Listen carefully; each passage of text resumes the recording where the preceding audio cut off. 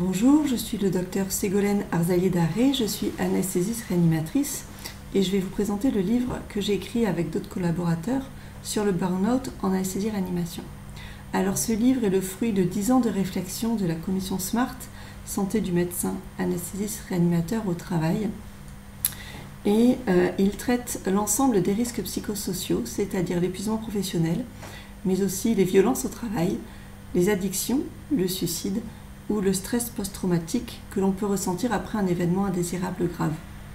Il est composé de 5 parties et traite les causes de la souffrance au travail, ses conséquences, et propose des outils pratiques et juridiques. Il est aussi jalonné de témoignages relatant des expériences vécues de professionnels de l'anesthésie-réanimation, médecins anesthésistes réanimateurs ou IAD.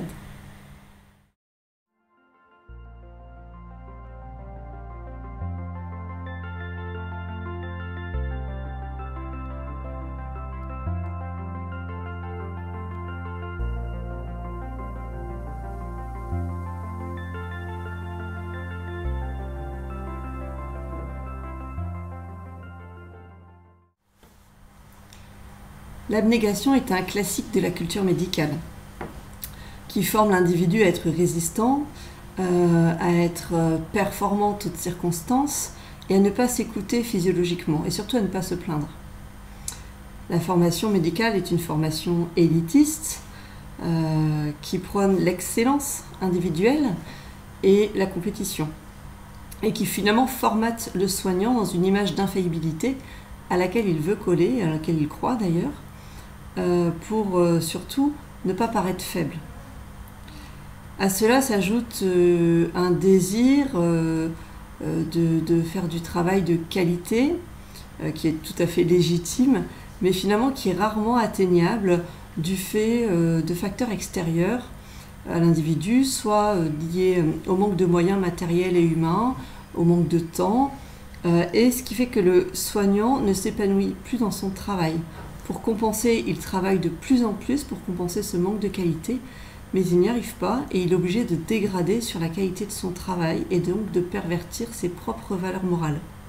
Et ça, pour lui, c'est insupportable à long terme. Et c'est pourquoi ce sont les plus perfectionnistes et les plus investis dans leur travail qui craquent en premier.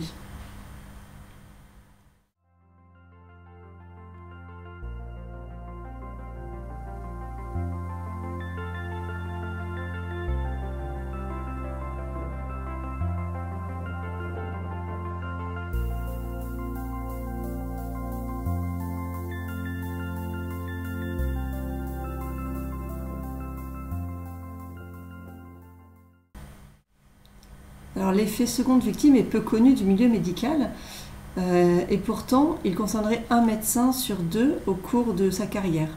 Donc c'est le fait d'être traumatisé après un événement indésirable grave survenu chez le patient. Le soignant ressent de la culpabilité, il a une image dégradée de lui-même, il ressent aussi une image négative par rapport à ses pairs, son appartenance au groupe est compromise et il reste aussi perturbé par ce qu'il s'est passé. Et cela le conduit à changer ses pratiques, à perdre son objectivité, à avoir une hypervigilance qui est aussi pourvoyeuse de surcoût.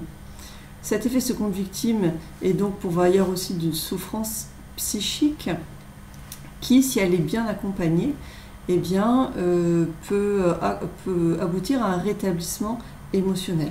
Et cela passe principalement par le soutien de l'équipe, le tissu social au travail, qui malheureusement, dans les cas de souffrance au travail ou de conditions de travail délétères, est mise à mal dans les établissements.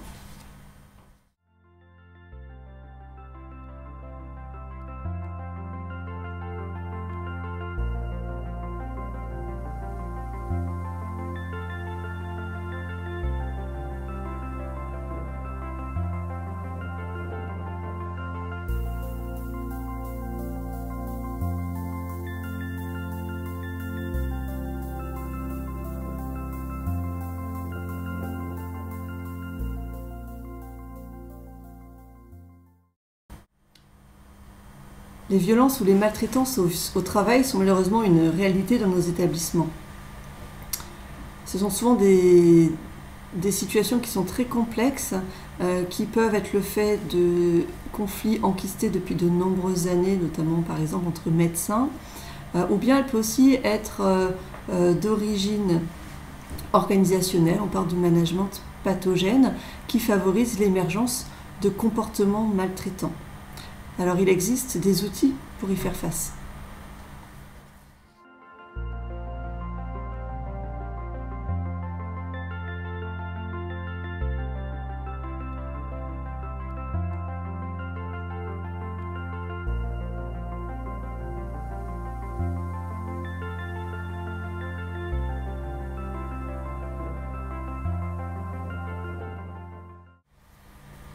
Alors la reconnaissance au travail est un levier majeur pour le bien-être et la joie au travail.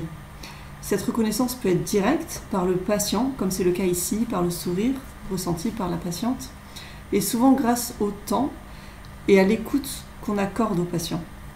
Elle amène le sentiment d'utilité et donne du sens.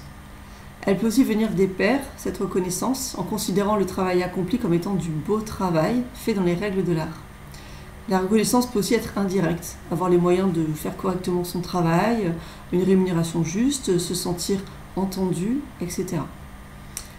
Cette reconnaissance, elle gomme les efforts et les contraintes du métier. Les institutions doivent donc être encouragées à considérer les soignants, à leur donner les moyens et le temps de réaliser un travail de qualité aussi à leurs propres yeux, humain, source de reconnaissance et de satisfaction.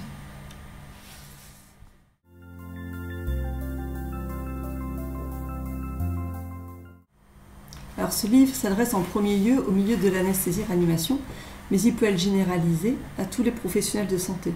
Parce qu'en effet, l'épuisement professionnel est en lien avec l'accélération de nos rythmes de travail promus par nos sociétés occidentales. Il faut donc le considérer de façon systémique. Au-delà des pistes et des solutions proposées, ce livre invite le lecteur à une réflexion plus approfondie sur la relation que nous entretenons personnellement avec notre travail, ce qui renvoie aussi à nos choix de vie et à notre construction identitaire.